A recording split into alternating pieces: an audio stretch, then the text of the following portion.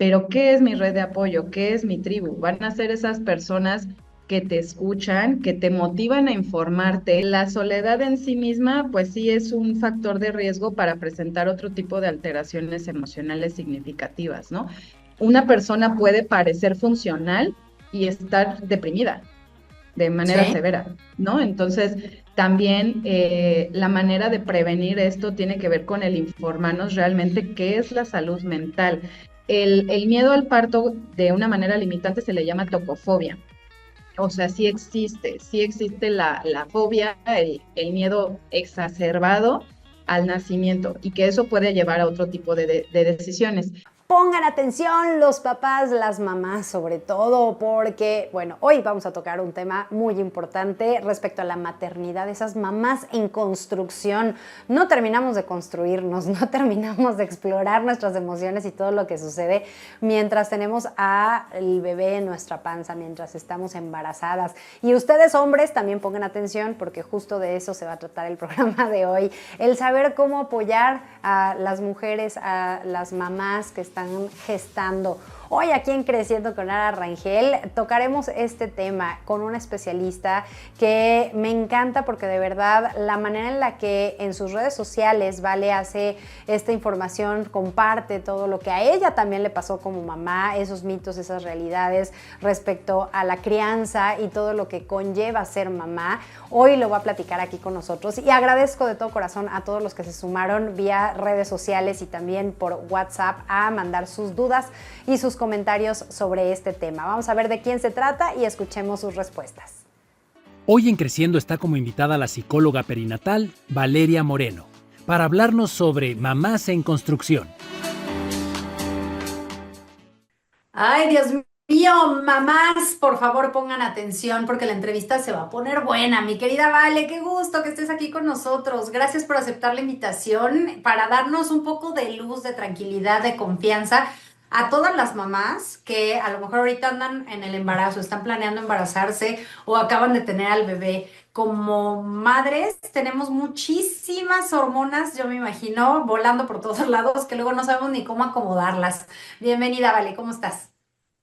Hola, Ara, muchas gracias. Yo feliz de estar acá y pues sí, estos temas se sabe mucho, se dice nada, o sea, hay mucho que hablar sobre esto. Totalmente. ¿Cuál podría ser el principal tip que le dieras ahorita a la mamá que está desesperada teniendo a su bebé o programando al bebé con la ansiedad y la angustia de decir, Dios mío, ¿cómo me va a ir?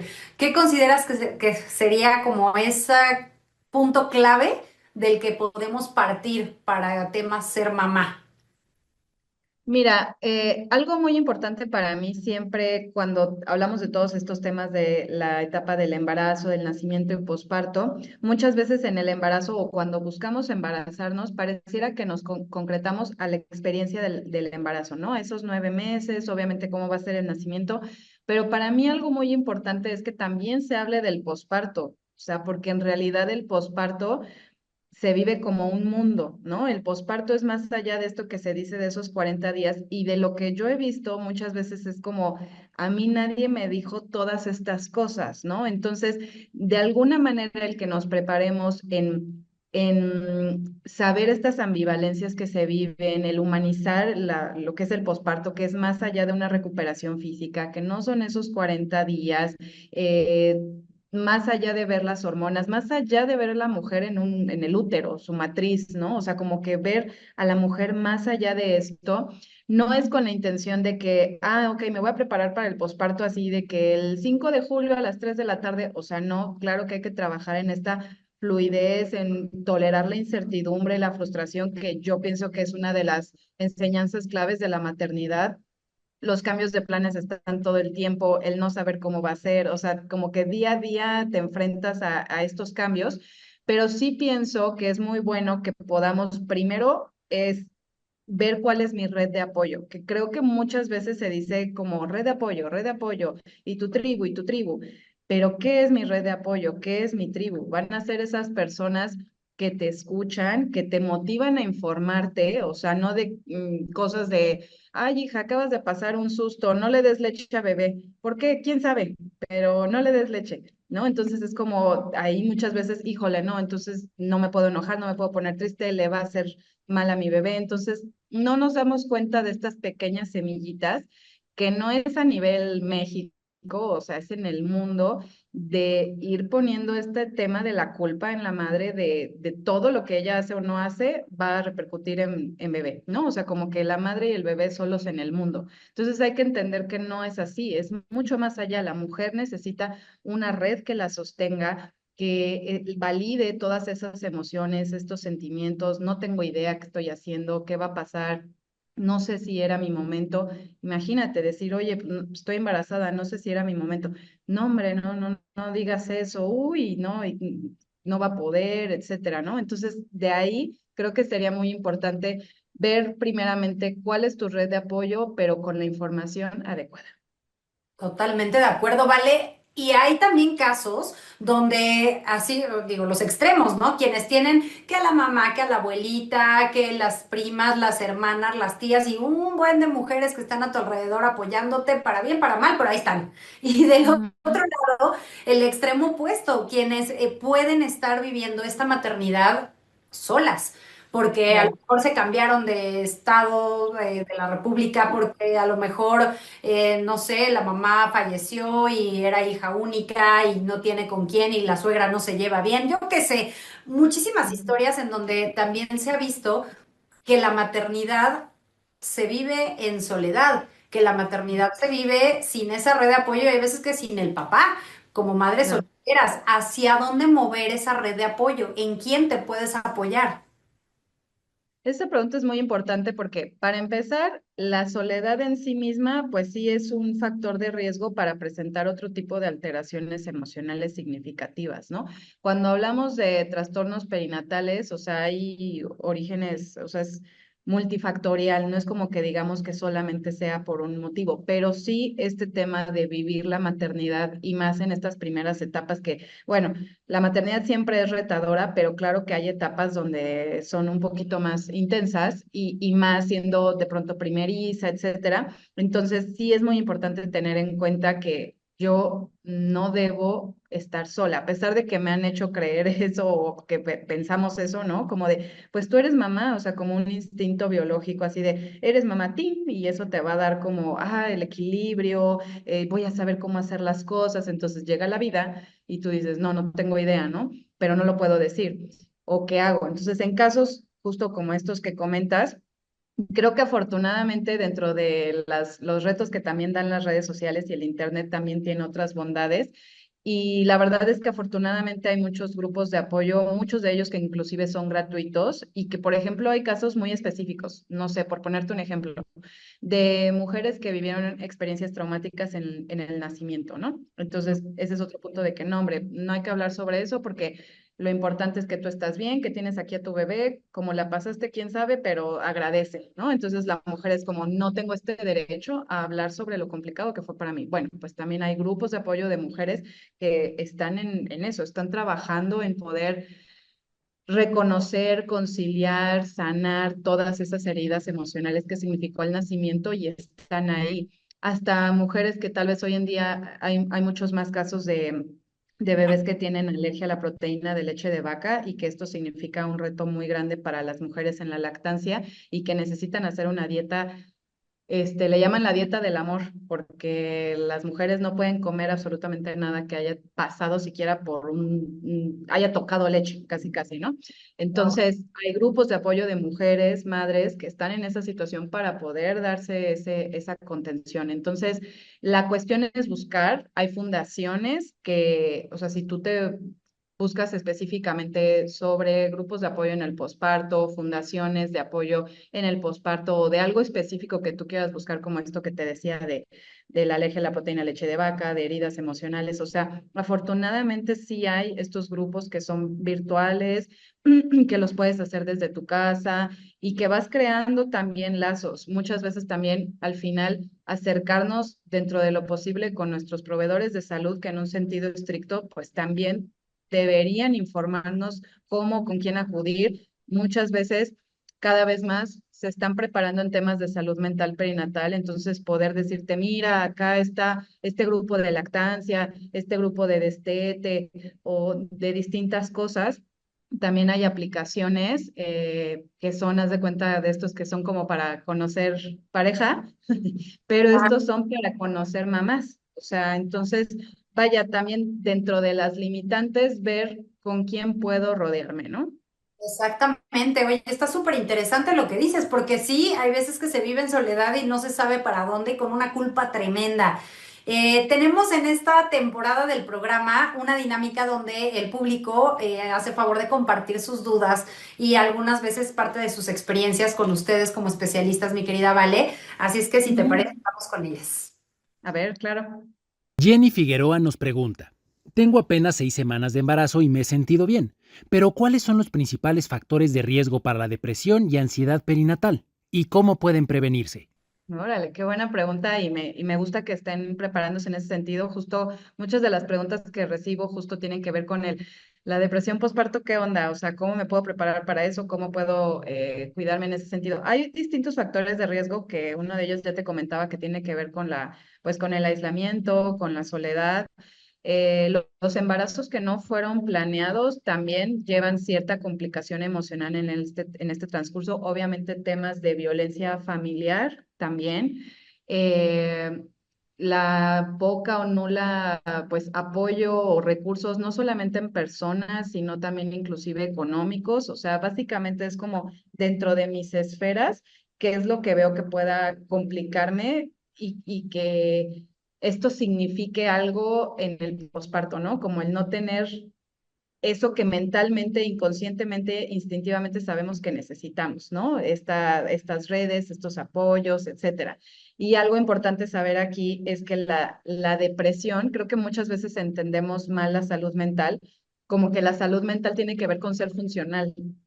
Y no, o sea, una persona puede parecer funcional y estar deprimida de manera Sí. severa, ¿no? Entonces, también la manera de prevenir esto tiene que ver con el informarnos realmente qué es la salud mental, que sí tiene que ver con el bienestar de mis esferas, ¿no? De mi esfera personal, de mi esfera social, de todo lo que engloba el ser humano, pero también de cómo reaccionamos ante las dificultades de la vida.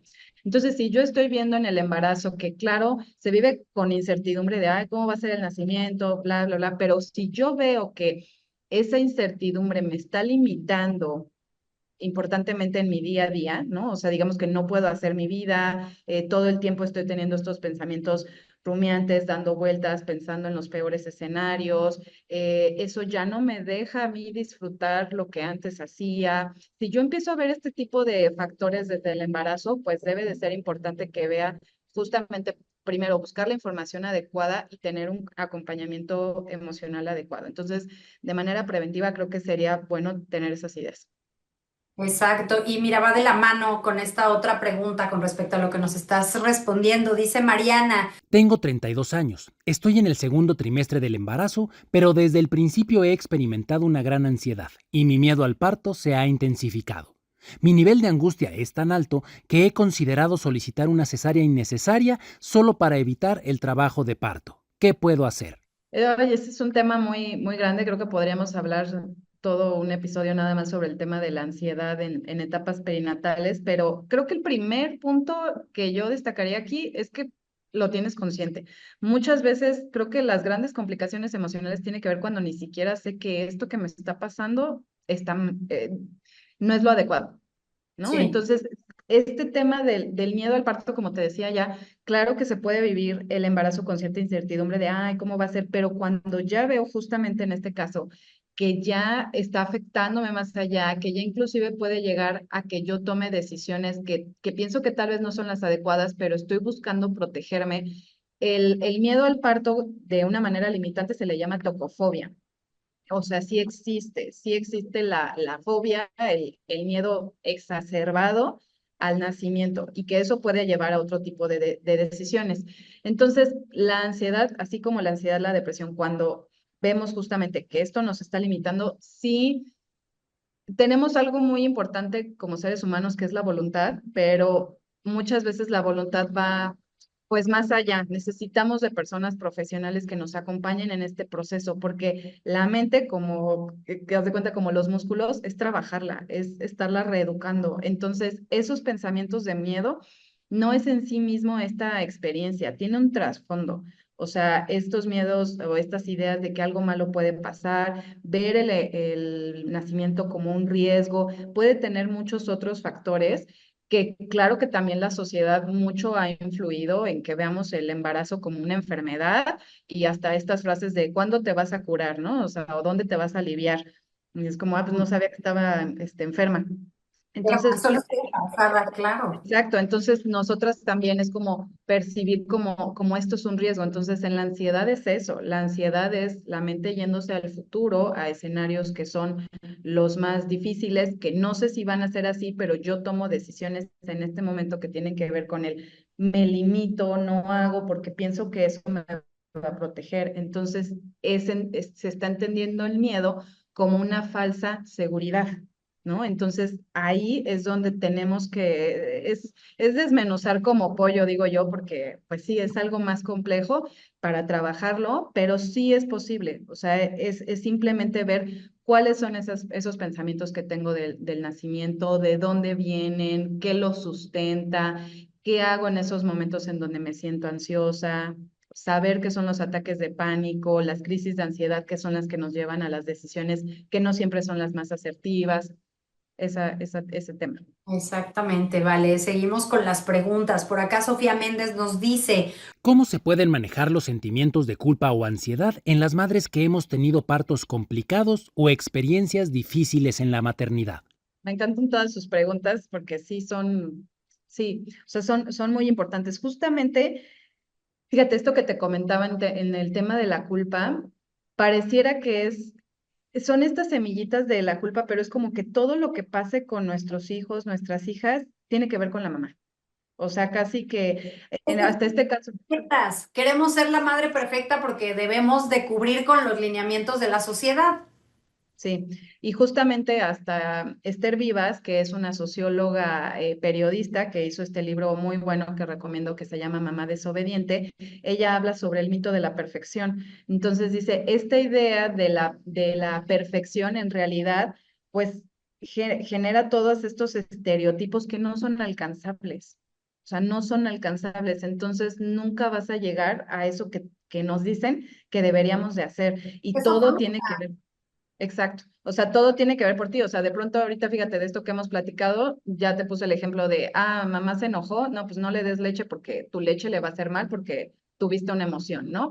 O a las mamás o los bebés con la alergia a proteína de leche de vaca, pues muchas mujeres dicen, no, pues, ¿qué de mí le dio esta situación que está haciendo que vomite, que no suba de peso? O sea, muchísimas complicaciones. Y esto no solamente en etapas perinatales, o sea, yo creo que hasta hijos adolescentes o más grandes, cualquier error, ay, no, pero yo de dónde vio eso o qué hice yo para que tuviera esta forma de ver la vida, ¿no? Entonces, el tema justamente de la culpa es empezar a cuestionarnos esta parte. O sea, creo que el que hoy en día se esté hablando de maternidades agotadas, no es en sí misma la maternidad en sí, sino este contexto sociocultural que nos engloba, que nos lleva a pensar en cómo tiene que ser. O sea, no permitimos, por ejemplo, los claros oscuros, no permitimos que una mujer esté súper feliz de ser madre, pero que haya momentos donde diga, me voy a encerrar en el baño y digo que tengo que estar en el baño, pero es para darme 5 minutos, ¿no? O sea, porque es como, ¿cómo se me va a ocurrir darme tiempo? O sea, todas esas pequeñas cositas es como, no, no puede ser. O sea, y psicológicamente se habla de una ambivalencia emocional que tiene que ver con de pronto me puedo sentir feliz, de pronto puedo tener pensamientos de tristeza, de extraño cómo era mi vida antes. Entonces, particularmente en el tema del nacimiento, se me hace muy complicado justo, y que esa es mi importancia de hablar de nacimientos respetados, porque muchas mujeres se sienten responsables de haber vivido experiencias complicadas en el nacimiento, ¿no? O sea, como que mi cuerpo no funcionó y llevó a esta situación y que se hicieran todos estos protocolos o que se viviera todo eso. Y entonces mi mente en esta nostalgia, en este tema emocional, piensa en qué hubiera pasado si yo hubiera hecho esto diferente, qué tal que esto, qué tal que el otro. Entonces, esa experiencia la llena de muchos supuestos que eran mi responsabilidad. No era la responsabilidad del sector salud o no fueron situaciones condicionantes a ese momento, no, o sea, fui yo, ¿no? Entonces, esto también se tiene que acompañar emocionalmente, validar, buscar.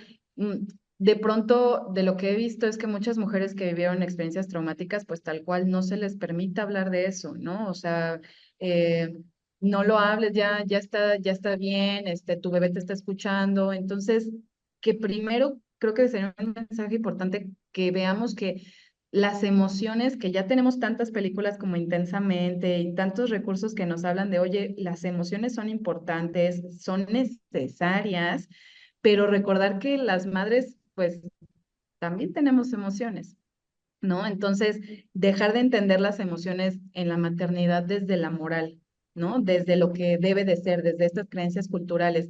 Y todo este tema, saber que tú tienes el derecho de sentirte mal por una experiencia que fue complicada e ir trabajando esa idea de, ¿realmente fui yo la responsable?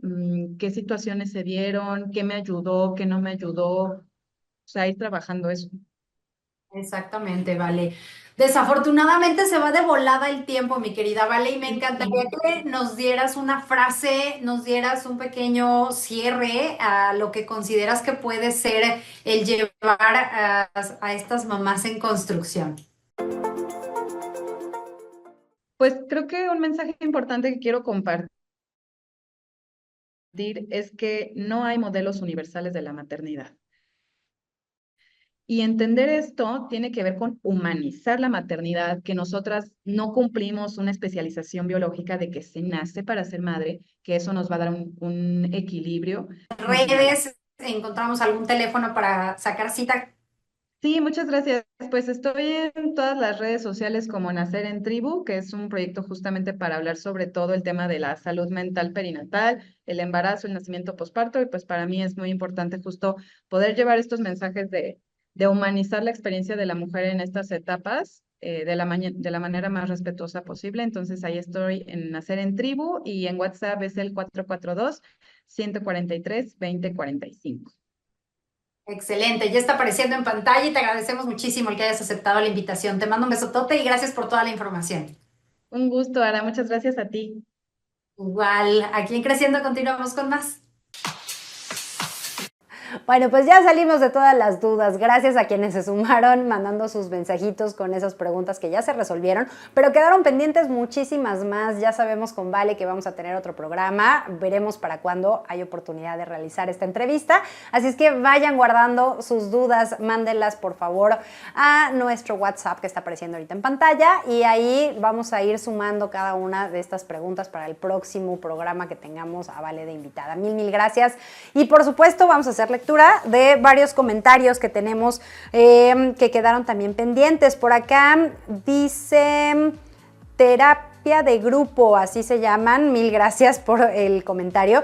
Nos dicen, ¿qué pasa con las mamás que no pueden amamantar? Es decir, bueno, no pueden lactar, no pueden darle esta leche al bebé. Esa es una de las dudas que los vamos a dejar pendientes para cuando tengamos de nueva cuenta, mi querida Vale, porque sí, efectivamente no todas las madres tienen esta función y tendremos que ver el por qué, de dónde surge y qué pasa con todas ellas. Muchas gracias.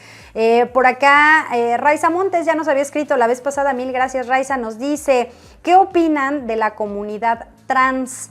Bueno, pues de ahí muchas cosas que han quedado en el aire en este sentido de la comunidad en general LGBTQ+, el que seamos de alguna forma respetuosos, simplemente yo así lo considero. Todos somos seres humanos, las preferencias sexuales, la manera en la que nos vamos desarrollando y desenvolviendo, sí, efectivamente, pues va variando. Hay diversidad en todos los sentidos, pero bueno, yo creo de verdad que la manera en la que cada uno, independientemente de lo que tengan de inquietudes, de preferencias, si todos como seres humanos buscamos esta manera de apoyo psicológico, de apoyo comunitario para no sentirnos solos, va a ser una manera mucho más relajada, y lo pongo entre comillas, de transitar por la vida.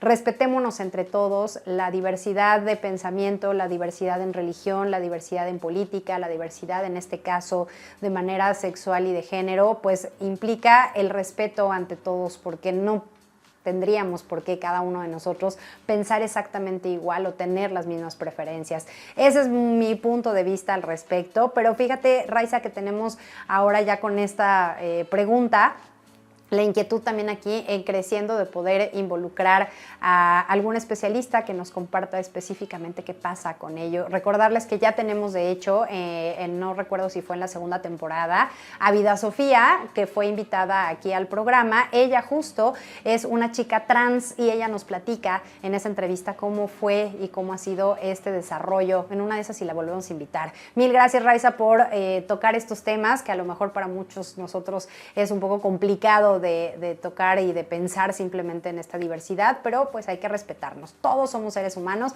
y hay que seguir creciendo. Mil gracias a todos ustedes y nos vemos en la siguiente cápsula.